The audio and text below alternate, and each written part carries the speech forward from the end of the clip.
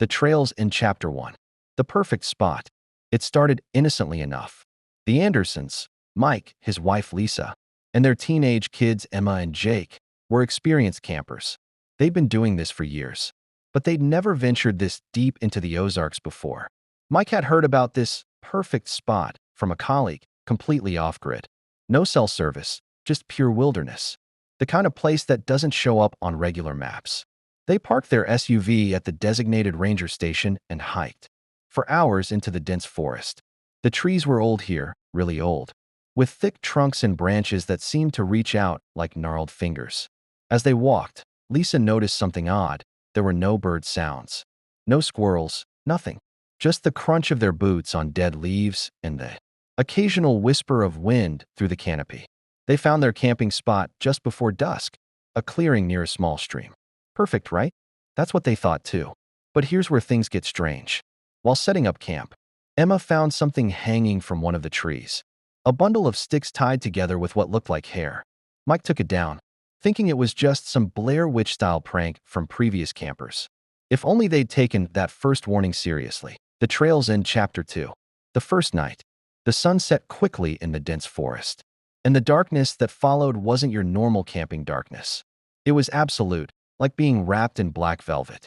Their campfire seemed to struggle against it, the flames casting weird, dancing shadows that seemed to move independently of the fire's light. Around midnight, they heard the first scream. It sounded like a woman in pain, but not quite human. More like someone trying to imitate a human voice, but getting it wrong. Jake, being 16 and trying to act brave, said it was probably just a mountain lion. But mountain lions don't call out in words, do they? And they definitely don't whisper your name. Lisa swears she heard it first. Mike, Mike, Mike, getting closer with each call. They huddled in their tents, listening as whatever it was circled their campsite. The footsteps were heavy, deliberate, but when they shone their flashlights out, there was nothing there. Just those dark woods and that feeling of being watched. The trails in Chapter 3. The discovery. The next morning, they woke to find their campsite had been rearranged. Not violently, but methodically. Every single item they'd left outside. The tents had been placed in a perfect spiral pattern, centered on their now cold fire pit. Even the ashes had been carefully arranged in the same spiral pattern. Mike wanted to pack up and leave, but when they tried to follow their trail back, they couldn't find it. Every direction looked the same, and their compass was spinning wildly.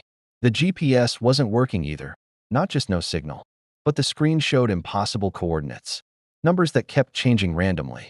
That's when Emma found the cave. It was partially hidden behind a fallen tree, but once you saw it, you couldn't understand how you'd missed it.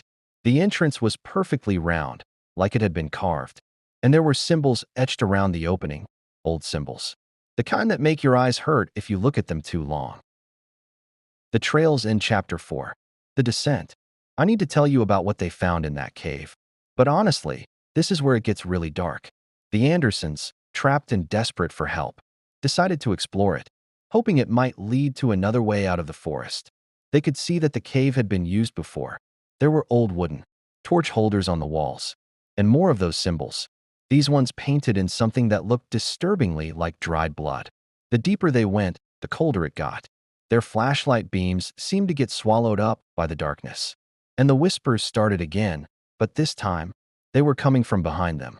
No matter which way they turned, they found chambers filled with strange stone artifacts, arrangements of bones that didn't look quite human, and wall paintings that seemed to move in their flashlight beams.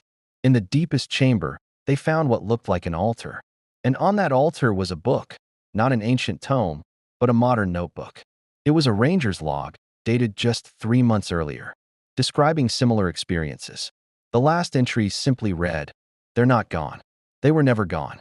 They were waiting for more." The trails in Chapter 5. The entities. What happened next? Well, this is where most people stop believing the story. But I swear it's true. The darkness in the cave started moving, gathering itself into shapes. Not shadows. These were darker than shadows, like holes in reality itself. They moved like people, but wrong. Like watching a video played backward and at the wrong speed. The entities surrounded the family. And that's when they realized these things had been hurting them here all along. The rearranged campsite, the lost trail, the cave. It was all part of their plan. These things, whatever they were, had been doing this for centuries. The native peoples had known about them. That's what all those warning symbols were about. The entities didn't want to kill them, though. No, what they wanted was much worse. They wanted to show them something, to make them understand what really lives in the deep woods. What's been waiting there since before humans walked the earth. The trails end Chapter 6. The escape. I won't go into detail about how the Andersons escaped. Some experiences are too personal, too traumatic to share. But I will tell you this. They ran for 6 hours straight through those woods, never looking back, even when they heard those things calling their names in their own voices. They finally broke through to a different ranger station, miles from where they'd started. The rangers found their original campsite later, but everything was gone, their tents, their equipment, everything. The cave? They couldn't find it either. Even with GPS coordinates and detailed descriptions, that section of the forest seemed to shift and change every time they tried to search it. The Andersons don't go camping anymore. They don't even like looking at trees. But the worst part? Sometimes, on very dark nights, they still hear those whispers.